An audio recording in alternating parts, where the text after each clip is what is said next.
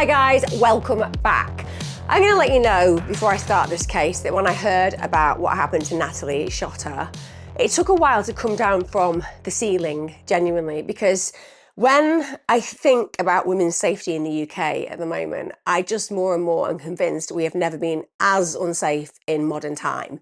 And when you hear about this horrific, brutal tale, you'll understand where I'm coming from. And I know that a lot of you write in the comments that you completely empathise, you share your own stories of horrible things that have happened to you. And I'm at that point where I'm asking, what are we going to do about it? What are we going to do about women being so unsafe on the streets? And this case is multifaceted because it examples the fact that as a woman, you aren't safe, but also it examples certain failings that I just find absolutely unforgivable. If you're new to my channel, I release my content twice weekly here. I also release full-length content on Patreon and on my YouTube memberships. If you like what you see, you can always head over and have a look at all those things that happen there. Also, if you are coming back to my channel regularly and you haven't subscribed yet, why don't you? You'll never miss an episode if you get notifications on, and give me a like if you do like this content. Today's case, wow. It goes back to the 17th of July 2021. This is when 37-year-old Natalie Shotter is basically found dead on a park bench in West London.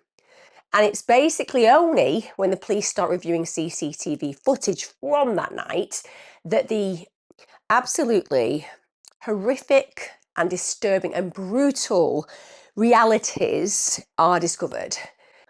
And one of the most disturbing parts of what was revealed is the way that Natalie actually died. And believe me, it is going to take your breath away. If you haven't heard the name Natalie Shotter, and I know a lot of you around the world won't have, I hope that we all remember her after this video, because my goodness, she was a lovely human being. Let's talk about Natalie. She was 37 at the time of her death. She was a petite lady. She was small in stature, so she was only about 5 foot tall. She only weighed 41 kilograms. So you can imagine, can't you, that just being a petite female, it means that if somebody has malicious intent towards you, it's already difficult for you to fight back just because you aren't physically as strong as even somebody of average height. Now, she lived in Heston. That's actually a couple of miles from Southall in West London. She was an NHS clinical admin worker. And I think more importantly than what she did as a job is she was a much loved mum of 3. She had 2 teenage boys and she had a 1-year-old daughter. So much like myself, she'd brought up 2 big boys and now she was going through the motions of having a new little girl. She was part of a really loving, well-connected family, very close-knit. Her father is Andrew Shotter, and her mother is somebody who she was particularly close to. She's Dr. Cass Shotter-Weetman, and I would say before we even start going into the details of this story that every single human being deserves a mother like Dr. Cass Shotter-Weetman.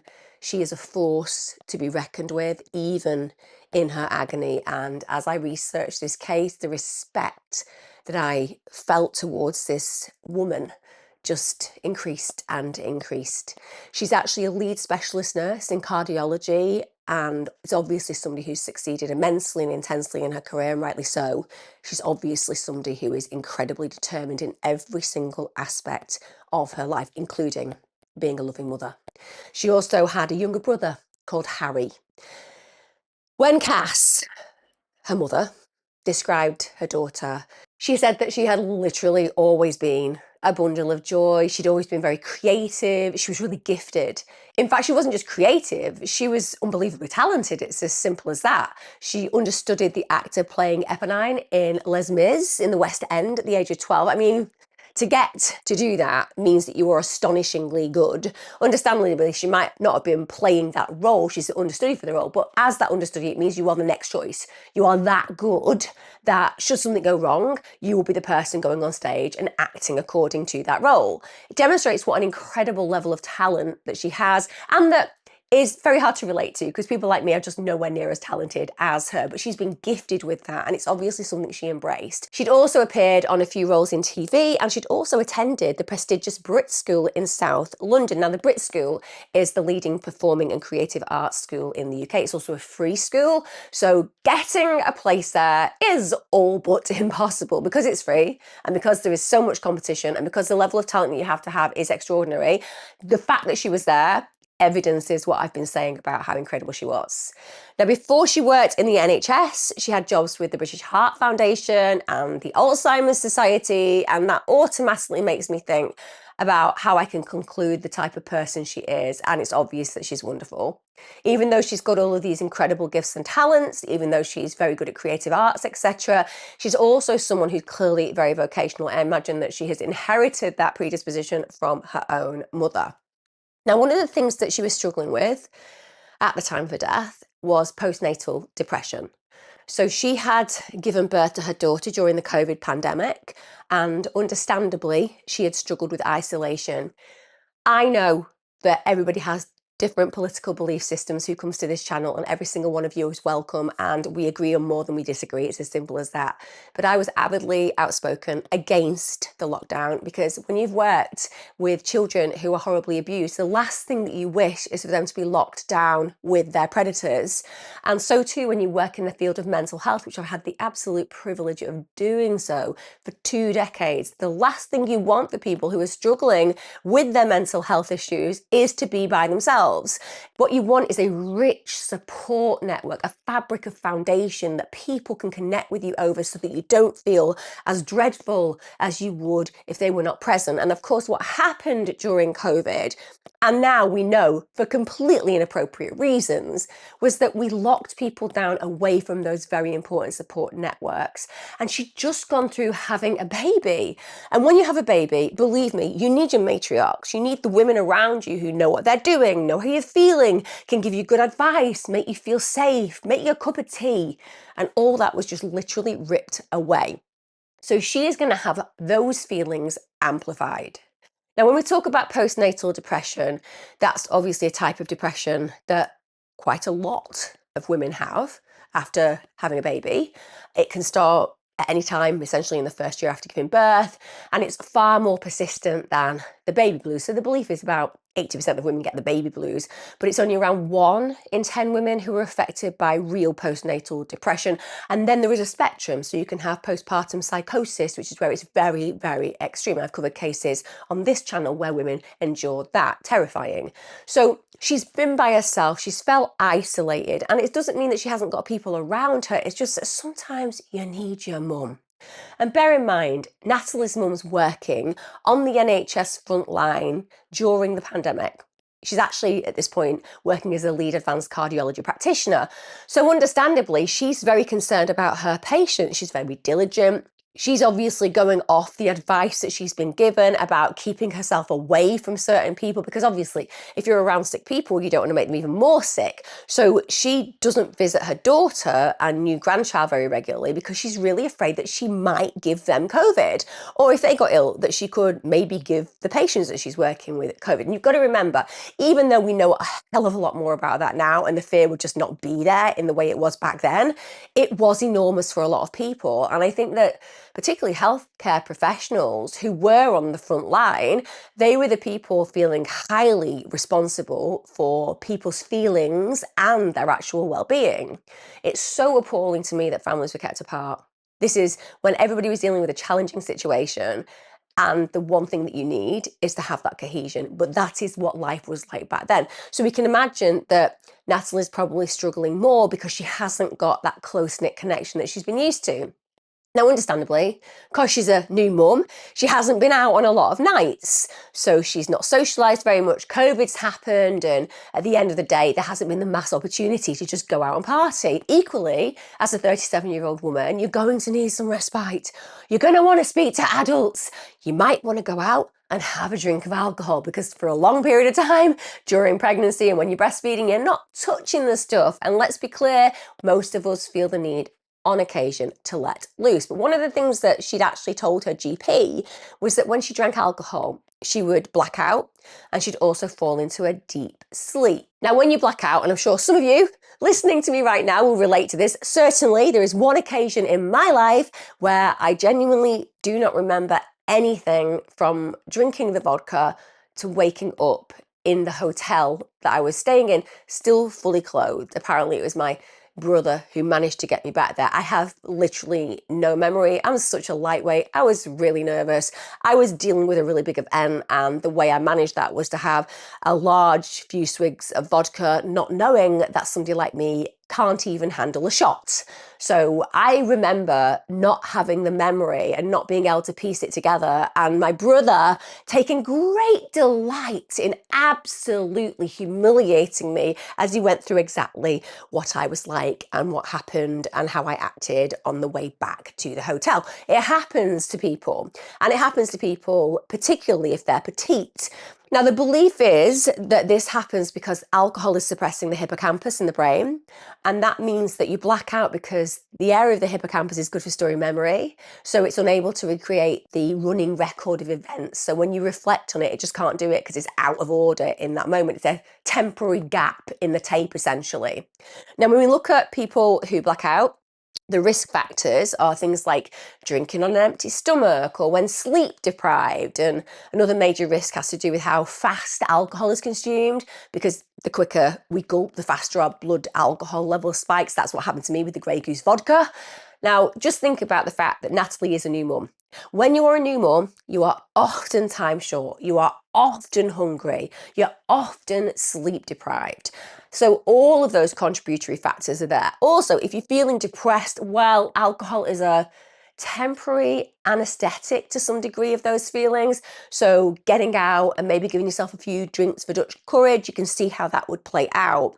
Also, bear in mind how petite, how tiny Natalie was. Blackouts are way more common in people with lower body weights, and she was very petite. And it's also notable that gender-wise, women also experience blackouts more often. Bear in mind they tend to be smaller on average than men, and they also have a higher percentage of body fat, and that means that their bodies have less water to dilute the alcohol they drink, so their blood alcohol level just rises faster. In fact, there was a 2015 study that showed women who consume only one more drink than the usual amount had a 13% higher chance of blacking out than men. And actually, on top of that, across the board, there seems to be inherent brain vulnerabilities and genetic vulnerabilities that all put a person at risk. And the reason that I've highlighted that is that I've seen online certain people writing negative things about the fact that Natalie had basically blacked out on a bench in a park, as if she was placing her safety at risk. And there are so many things that I want to unpack about that. First of all, Natalie was petite. She went on a night out. She hadn't drank for a while. She probably didn't have a lot in her stomach. She was probably a little bit nervous. She'd been dealing with a lot of mental health things going on. She was free for the night. She probably was excited to just get out, and she might have had that one extra drink. That's all we're talking about.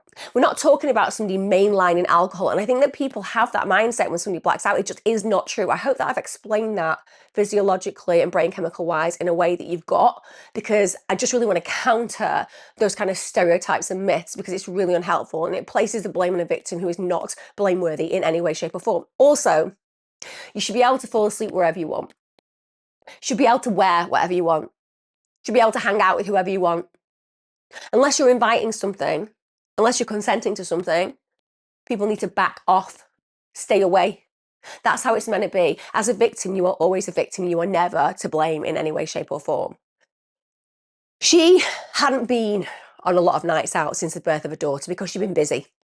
So it's the evening of the 16th of July 2024 when she arranges to go out with her friends, and her partner, Anthony Wilson, supportive dad, and the other family members, they say, hey, we'll look after the kids. And that's great because she deserves it.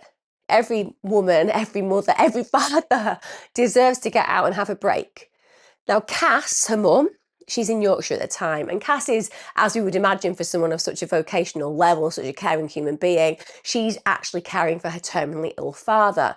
Now, she said that she didn't know that her daughter was in Southall that evening, and she found it a little bit odd because Natalie didn't know the area very well, but obviously Natalie wanted a break, and even though she might not have known the area well, if your friends are meeting up somewhere and you chance the opportunity to have a little bit of a social life in that moment, even if you aren't sure of your environment, chances are you're going to go. You can always get a taxi later on. But that isn't what happens. Natalie doesn't return home that night, and this is not what she is like. Her behaviour does not evidence this kind of action. So the family understandably become really, really, really concerned right from the get-go. They're really scared. We get to 5:42 a.m. on Saturday, the 17th of July, 2021. The worst possible outcome from the family occurs. Natalie's body is found by a member of the public. She's unresponsive on a bench in Southall Park. When they arrive to see whether there's anything they can do for her, they find out there isn't. She's declared dead at the scene. She's 37. She's a new mum. She's got 3 children. And now she's been found dead on a bench in a park. I appreciate she had some mental health issues, but there's no indicators that Natalie should have died. Now, understandably, the police need to launch an investigation into what on earth has happened. Unfortunately, the police are actually able to recover CCTV footage. Now, some of that footage actually shows someone playing drums on a street in Southall, and actually Natalie is dancing. She's dancing. So bear that in mind. We're talking about Natalie in that moment being able to be physically moving around, dancing, having fun. She's not blind drunk. She might be tipsy, she might be having a giggle, but essentially she's not blind drunk. And her mother said if she heard music, you literally couldn't stop Nat from dancing. So even though she'd been suffering from postnatal depression, we can see that that isn't her normal state. She's not a depressive individual. She's somebody who finds joy in moments that for many of us we miss. There are so many miraculous moments that we walk past and forget to engage in, but Nat didn't. She danced like no one was watching, essentially. And that footage shows she's alive, she's well. But then after that, she's seen walking down the street. She's looking at her phone. Bear that in mind as well, because when you're looking at your phone, the last thing you're going to do is, if you're drunk, is be like looking intently at your phone, because your eyes are going everywhere, the lights are bothering you, and also you're very conscious of the fact you've got your phone out. So that in itself again identifies that she's certainly not in a blind drunk state. Now she then meets the man, and they sit together on a bench in Southall Park, and they actually took poppers together. It's amyl nitrate, for those of you who don't necessarily know what that is. It reminds me of my clubbing days in the late 90s and early 2000s. At the end of the day, I know that particular, shall we say, essence very, very well. But let me tell you, it does not mix well with alcohol. So for those of you who don't know what amyl nitrate is, it's a depressant. It means it basically slows down the messages that travel between the brain and the body. So it's classified as an inhalant, and it belongs to a class of drugs known as acyl nitrates. They also include butyl nitrate, isobutyl nitrate, and isopropyl nitrate 1. So these are all things that are used particularly as a vasodilator. So amyl nitrate is a very effective vasodilator. When you think about a vasodilator, it means it's a medicine that causes the blood vessels in the body to dilate, and also it creates this involuntary smooth muscle relaxation. So it can also lower blood pressure.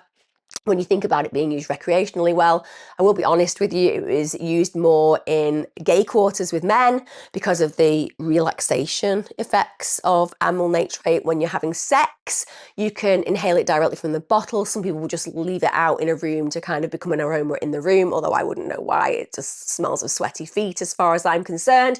But it's meant to enhance, in particular, sexual pleasure. Obviously, it's not created for that, but that's how people have started to use it. Well, let me tell you, if you have had a skinful of alcohol, like a lot of us will do on a Saturday night, we're out at the weekend, we're having fun with our friends, we're not real drunk, but you know, we're getting to that happy place, and then somebody hands you a amyl nitrate bottle, and you put your head down there and you give it a good sniff in, boy, you're probably going to throw up. You're probably going to end up with a bad headache. You're certainly going to want to lie down. And if you're not used to that kind of stuff, you can amplify what I've just said 15 times. I would say never mix alcohol with anything like that. Particularly, as I've noted, it's a depressant, and so is alcohol.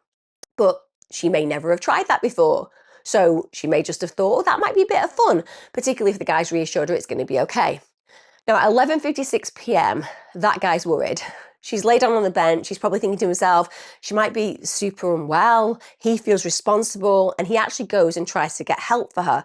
Now, that surprises me, not because I don't have any trust or faith in the human race anymore. I do, but so often on my channel, we cover the fact that people just leave scenes and don't try to get any help, even when they have a responsibility towards the person who requires that help. But he actually does go and try to get some help for her, which is the relatively surprising action in this day and age. Most people would just leave thinking about themselves.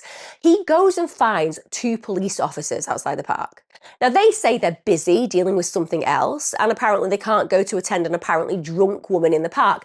Bear this in mind. He has physically gone and said, look, there is a woman that I've just left. She is vulnerable. She's unattended. I'm not sure she's well, and I really need your help. And they say, no. First of all, there's 2 of them. Use your legs, sweetheart. Why don't you take a walk with this guy and see whether this person needs help? But I swear to God, the accountability and responsibility of certain officers these days, and I know it's not all of them, I know great police officers exist, but let me tell you, there are a portion of officers that I've heard more and more stories about recently who seem to feel that they have a right to reject and refuse actually doing their job, and it is disgusting. Now, the Metropolitan Police says the officers advised the individual to call the police for additional support. You know what? You're the police. Why don't you use your good old walkie-talkie to have a chat with some of your colleagues? But instead, deflecting that and placing it back on this individual who already doesn't know what to do because they've come and found you, that causes an obstacle in that individual's path. And also, what does it tell that individual? Well, the police don't care. What's the point? Now, he then goes back to see Natalie, and it's 12:05 a.m. at this moment, and then he just walks away. So the chances are he's thinking, I haven't got a clue what to do. She looks like she's breathing. Hopefully she's going to wake up and have slept it off. And that will be his hope. But that hope's never going to come to fruition. And the reason that that hope is never going to come to fruition, because at 12:16 a.m, a man who was later identified as 35-year-old Mohamed Iidow approaches Natalie. Now, I suppose we could hope that Iidow is approaching Natalie because at the end of the day, there's a woman asleep on a bench. Bear in mind, she's very petite. So this woman could actually be a teenager. And no one wants to believe that a teenager or a small woman is sleeping on a bench by herself because bad things could happen. So, of course, Iidow could be approaching because he wants to check that she's okay. Maybe she needs some help. Maybe he needs to call an ambulance. As if Mohamed Iidow approached the bench for that reason. The fact that he appeared to have been stalking her before he even approached her tells you the story that is already too terrible to even begin to imagine. If you don't know this story, just strap in for what this reprehensible creature did. Natalie is entirely unconscious on the park bench. She can't defend herself. She's not in a situation where she's conscious. She can't consent to anything. Bear that in mind. And yet this creature orally rapes Natalie. He orally rapes her and he takes his time. He moves her into different positions. He enjoys himself in the most deplorable of ways. And then he leaves her at 12:32 a.m. But you know what? Not for long. He then returns again at 12:48 a.m. and then he leaves her again at 12:51 a.m. He then drives away from that park, which undoubtedly he had gone to stalk anybody in. You know, if there was a woman who was vulnerable, he was going to go for that woman without a shadow of a doubt. The fact that it was Natalie is that she was the unfortunate victim, wrong time, wrong place, but he was going with the intent to harm somebody no matter what. And maybe he's harmed many people in the past, because bear in mind, he's going for a particular type of individual, somebody who has no idea what's happening and cannot defend themselves. After he's driven away from the park, he goes home, but not without stopping at a Shell garage to pick up some mouthwash and some cat food, because you know what? Bit of a devoted father, apparently, on his way back to his wife and children in Hounslow. Not that she'd know what this predator of a man had done before going and collecting those items. Imagine knowing that you slept in a bed next to this animal. and I use animal unfairly because I would rather have any animal, including a saber-toothed tiger of the past in bed with me, than this absolute excuse of a human being. When they did the autopsy, the initial one at least, Natalie's death was treated as asphyxiation, and the cause of death was found by the pathologist to be unascertained. Bear in mind, when they looked at her heart, it was healthy. There was no disease found. And yes, she had high levels of alcohol in her blood, but neither the alcohol nor the poppers would have killed her. So there's a mystery there. But of course, the CCTV doesn't lie. And on the 4th of August 2021, Iidow is arrested. He's got no fixed address in Hounslow, so it took them some time to find him. But when the officers start to interview him, one of the things that becomes very clear quickly is he's just a liar of the highest level. He is the kind of human being that should never have been born. I don't care how that comes across. He should never have been born. The world would be a much brighter, better place without people like him, and certainly without him. In fact, he's lying to the officers, keeps changing his account about what happened on the night. So at one point, he dares to say that he had consensual sex with Natalie.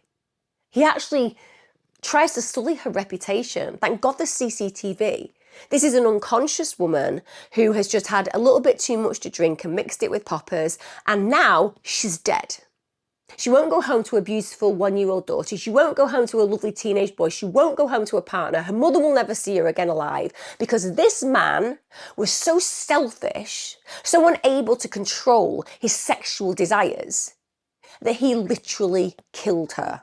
And yet he's telling the story that she was willing, so essentially saying she was willing to betray her partner. What kind of a monster does that? Then he goes ahead and said that he'd paid her £10 or £20 for a blowjob, so now she's a sex worker.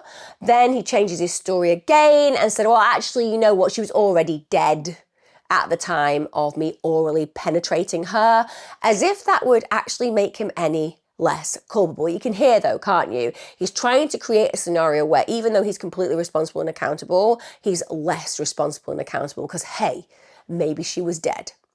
Now, it's really easy to tie him to the crime. His DNA is found around her mouth, and understandably, the police want him brought to justice at the highest level, and understandably, her family are desperate for answers and more desperate for justice without a doubt.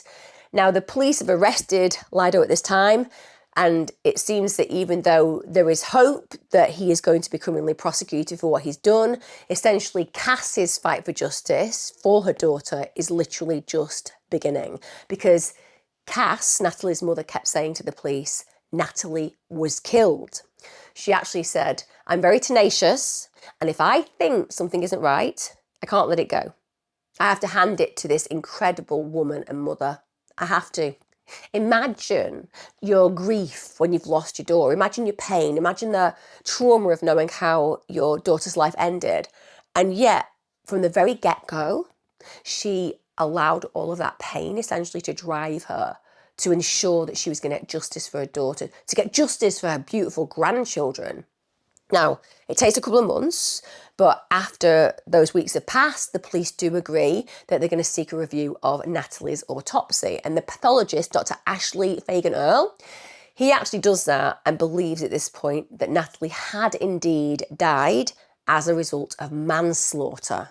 So it was directly linked to the oral rape, essentially.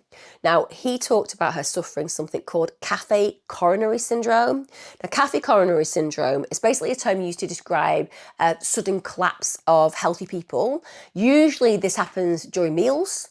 It's in the absence of any sign of asphyxia, any sign of respiratory distress or neurological symptoms. The risk factors that I've found for this particular condition are things like being advanced in age or poor dentition, alcohol intoxication, dementia, or also psychiatric disorders. They can make it more prevalent. But actually, to break it down into the most obvious form, so you understand, it's where the nerves at the back of the throat, they get overstimulated. And when they get really overstimulated, in that case, it leads to a fatal cardiac attack. Now bear in mind the way he was orally raping her, moving her position. She's completely unconscious at this moment in time. So obviously that puts her in a very dangerous situation. You can imagine the overstimulation of those nerves at the back of the throat. Now, obviously it's called Cathy coronary syndrome because usually it involves food fragments. But Dr. Fagan Earl, he said it was oral rape that absolutely, in his opinion, led to the death of Natalie Shotter. And thank God for that actual expert coming in and telling that true account, because that makes a big difference to the case. So at this point, Iidow's charged on the 21st of December 2023 with manslaughter and rape. I appreciate that what people will say was there's no intention for him to murder her, therefore it can't be murder. But I believe if you know what you are going to do, because you are literally in a park, you have got a car, you're going to be driving home, but you've stopped in a park, you've stalked a potential victim, you've then gone over to that victim when they're completely unconscious, you've inserted your penis, you've not cared about whether she can breathe, you've not cared about her well-being, and then she dies. I think you should be banged to rights murder. And I know that barristers and solicitors will message me and say, this is why it doesn't happen. I know why it doesn't happen, but I just don't think it's acceptable, because the sentence that you get in the UK for something like manslaughter is just not, as far as I am concerned, at a level that this kind of crime deserves. I think you deserve a hell of a lot of years in prison, if not forever, if you are capable of this kind of action. Also, it turns out that this man had a previous conviction for trying to groom minors online. Now, that wasn't disclosed until after his trial, but he's been after teenagers. What does that tell you about the kind of human being he is? Did it change his behaviour? No. Did he feel there were any consequences to actually doing that? No. Is the British legal system a sham when it comes down to sexual offences? Yes, absolutely 100%. Now, the trial took place at the Old Bailey, incredibly famous, revered court in the UK, and that trial lasted 3 weeks. It began in September 2024, and Judge Richard Marks was the individual presiding over it. Now, when it comes down to the prosecution's case, which was very strong, Alison Morgan Casey was the lead prosecutor. And of course, the actual jury have to watch some horrifying footage. And bear in mind that Natalie's family will have had to see this as well. So they have to be shown the CCTV footage of Natalie's rape and murder.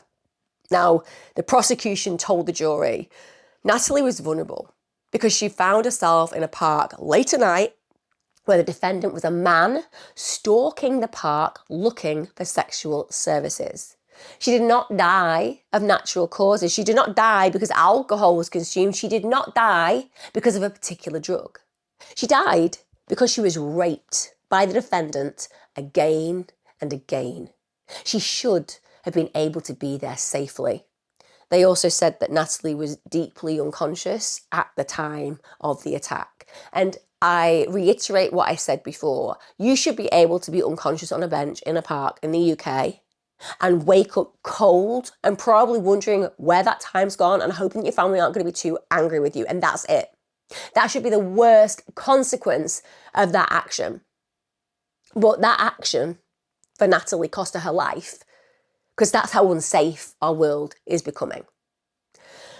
Her partner, who has obviously had to deal with the unbelievable loss of somebody that he clearly loved, he's called Anthony Wilson.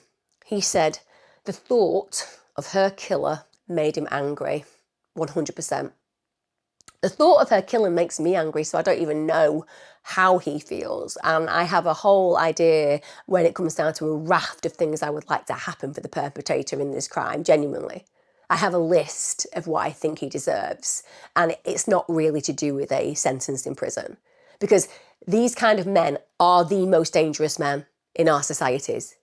There are few people who are on this spectrum, and thank God for that, but they exist. And Iidow is one of those. They are a predator of the highest level. They are animalistic in their desires and they are entitled in their actions. They do not care about consent. Women are not important. Their desires are important. So I feel anger, even though I'm not related to the lovely Natalie.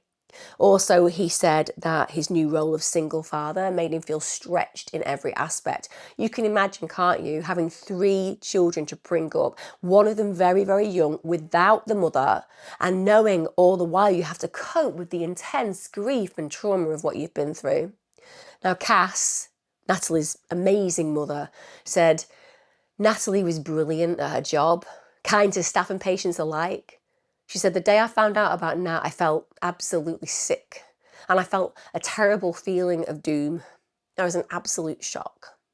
When Mohamed Iidow, and that is the only time I will say his name. I mean, I think that's so powerful that she says that she's only going to say his name in this moment.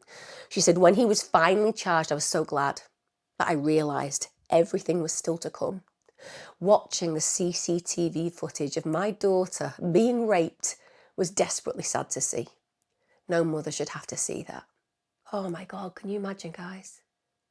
Can you actually imagine how that mother must feel, how her family must feel, having to watch the end of her daughter's life in such a grotesque manner by such a selfish beast? She actually addressed Iidow in court. She said, hearing the medical evidence, how you caused my daughter's death, destroyed my family. No woman should have to fear going to a park and sitting on a bench is disgusting. You went after a vulnerable woman. She was a lovely mum, a great sister and daughter, a great kid.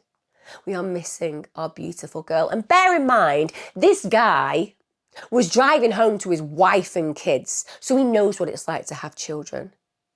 But does he just value his children in a certain way different to other people's children?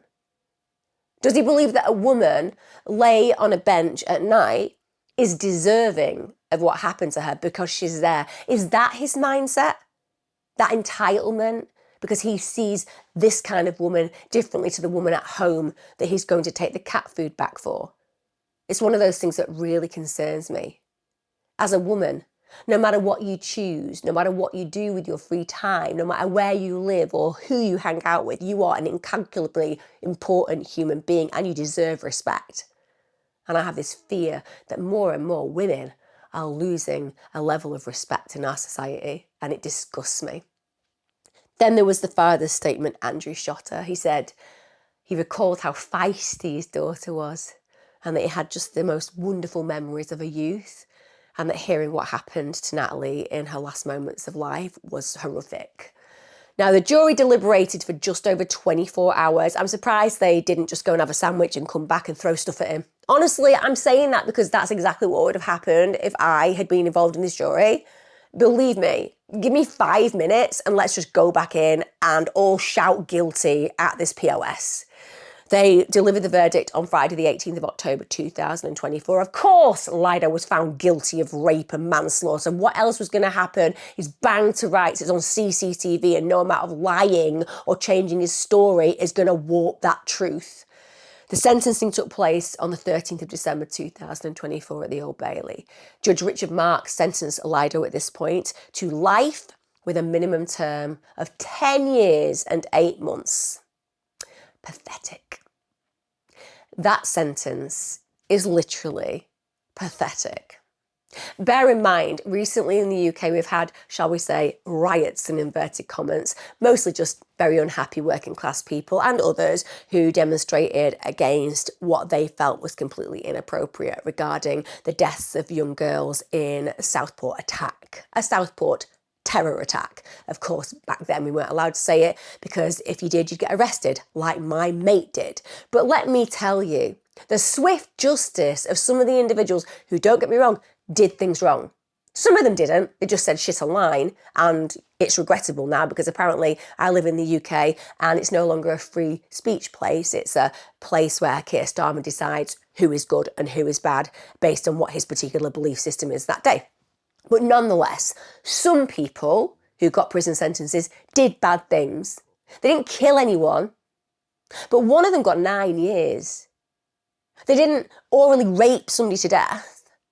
But this justice seems to have been swallowed by so many people when we look at alternative sentences where a woman dies and gets 10 years, 8 months, it makes me question everything. It's the same as I'm constantly talking about the fact that men who've got ridiculously horrific, highest category child sexual exploitation material, and they get a community sentence. When it comes down to Iidow, he should be in prison for the rest of his life. I genuinely feel that. I'm sure if that has happened in America, we would have a totally different outcome to this case. And I appreciate that still Cass, Natalie's mother, is a force to be reckoned with because she just fought.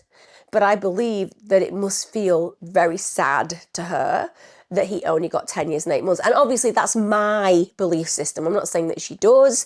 I'm just saying that from what I've read about her and researched about her, she is somebody who understands right from wrong and will probably feel that the sentence is the best that they could have expected in the confines of how these kind of sentences are brought about. But it's still cold justice in my opinion. Now, that judge told Iidow he was taking advantage of Natalie when she was vulnerable and unconscious, and that was wicked and utterly reckless. It was worse than wicked and utterly reckless. Reckless is just being stupid.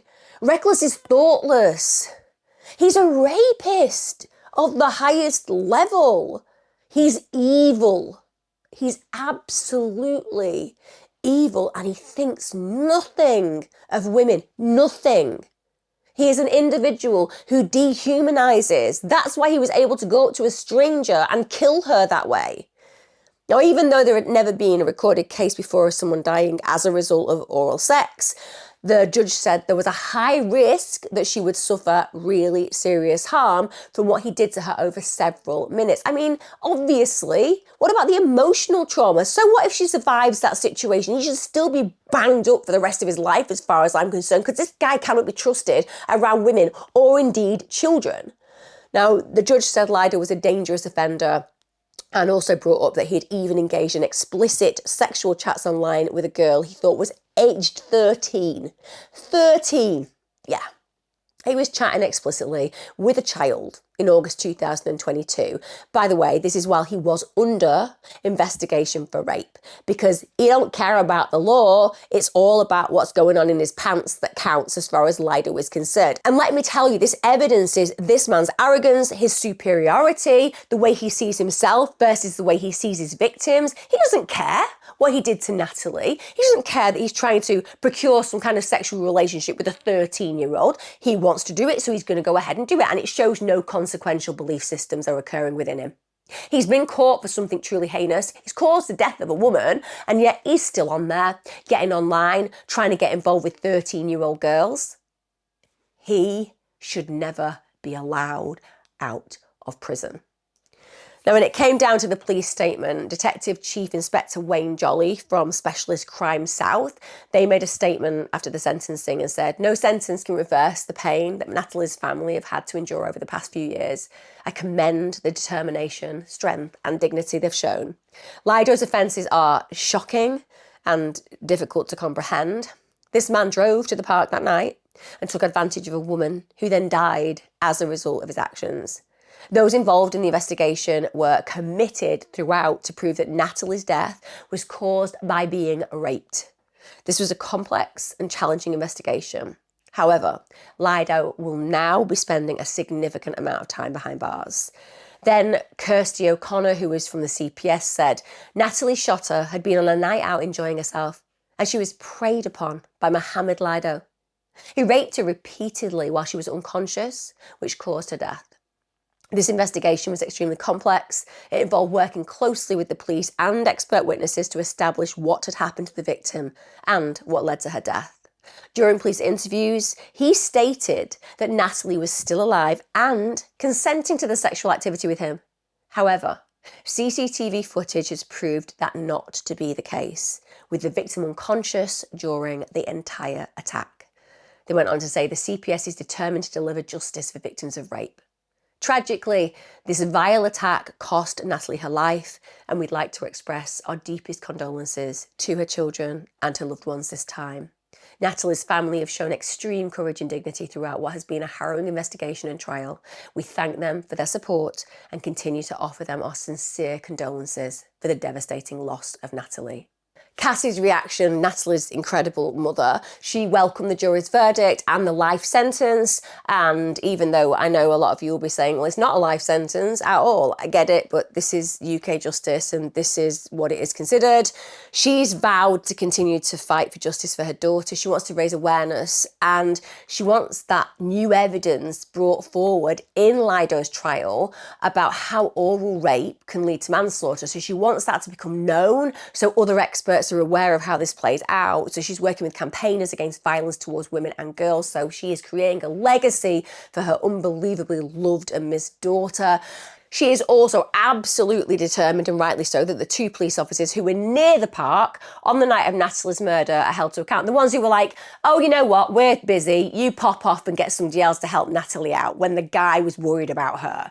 Now, the Metropolitan Police's Directorate of Professional Standards, they say it investigated a complaint made about the two police officers' decision not to go to Natalie's aid and concluded that they should be referred to the Metropolitan Police's Services Unsatisfactory Performance Procedure, but that once that occurred, their actions did not amount to misconduct. A woman was orally raped to death because they didn't attend. Let's be clear about it. Chain of causation. If they had gone and attended Natalie, I wouldn't be telling this story. This story would just be a bad nightmare for Natalie as she was still able to bring her children up. Her mother would still have her, her partner would still have her, her children would still have her. But those police officers who were too busy to actually go and bother looking at a vulnerable woman who could have needed some help medically, yeah, apparently that's not misconduct. What is misconduct, we have to ask ourselves. Now, Natalie's family had a right of review with the Independent Office for Police Conduct of the investigation into the complaint, and an IOPC spokesman has said that their review is nearing conclusion. Now, the IOPC in the UK is basically known as the We Support the Police on Every Level, Even When They're Totally Wrong organisation. We all know how the IOPC find in their cases. They constantly find in favour of the police. Genuinely, it's meant to be independent. Is it Jack independent? I hope I'm surprised, but I doubt I will be. Now, Cass has actually stated that the family has struggled without Natalie. Of course they have. She said her murder has left a gaping holes in their lives. And at the time of Natalie's death, she'd actually been planning celebrations for her children's birthdays, but she didn't get to live to enjoy them for herself. Remember, Natalie was a mother. Cass said everybody loved Nat. She was a guiding light, life and soul. You can just hear how loved this woman was, can't you? And how devastated her family are that she's gone. And get this, if it's not bad enough that two, as far as I'm concerned, completely incompetent police officers ignored her when she was in need, another police officer has been charged with sharing images of Natalie. Yeah, PC Adam Aspinall de Econesho, who was 32 at the time, attached to the policing team in the West area of the Met, basically from Buckinghamshire. He gets arrested on the 12th of September 2022. Don't get me wrong, he's immediately suspended from duty, but on the 3rd of July 2024, he gets charged with 2 counts of misconduct in public office. So he ends up appearing in Southwark Crown Court on the 9th of September 2024, charged with inappropriate possession and sharing of images of Natalie Shotter's rape and murder and the alleged rape of one other woman. Can you believe it? This guy is storing this on the phone, and let's not pretend that he isn't doing that for some kind of gratification. He clearly will be doing. He pled not guilty because obviously he thinks it's completely normal to share this kind of information. Now, a trial date has been set for the 13th of October 2025, and he will remain on unconditional bail until then. But what does that tell you about certain individuals who are ending up in the police force? It is diabolical, and also it's re-traumatizing. This is re-traumatizing for the family every single time they hear about the people who are meant to protect Natalie failed her, and didn't just fail her, took what happened to her and used it to salaciously share or gratify themselves. Is absolutely grotesque. This case, like I said, has made me full of rage. I'm so tired of conversations being about how we need to protect ourselves as women. We shouldn't have to protect ourselves as women. And don't get me wrong, most men would protect us. But there are monsters out there. There are monsters like Mohamed Iidow. He's a monster. And I hope that he rots. I hope we never free this man. I hope that he is never deemed fit or safe. Because let me tell you, he isn't fit or safe. And I'll tell you something else. There has been a Freedom of Information request to the government asking about whether he should have been in the UK. And it's been turned down. They're saying they don't want to breach confidentiality. So we're not allowed to know. Isn't it strange at the moment in the UK how we're not allowed to know so much? And yet you dare question the fact that you're unhappy with certain people and certain things happening to those you love in the UK because you don't feel it's constitutional in regard to your own safety, where people are not being vetted and are yet still allowed to be around us. It's unbelievable that you'll find yourself being called a bigot. You'll literally be painted with some kind of racist sign. It's absolute BS. It doesn't matter what colour you are, what religion you are in the UK. If you are born here or brought here legally, then you should absolutely be welcomed with open arms. It goes without saying. And for the most part, that's the case when you're a UK citizen. But there's a whole subculture of individuals who really shouldn't be here and who are highly dangerous. And we are seeing that in statistics around the whole of Europe.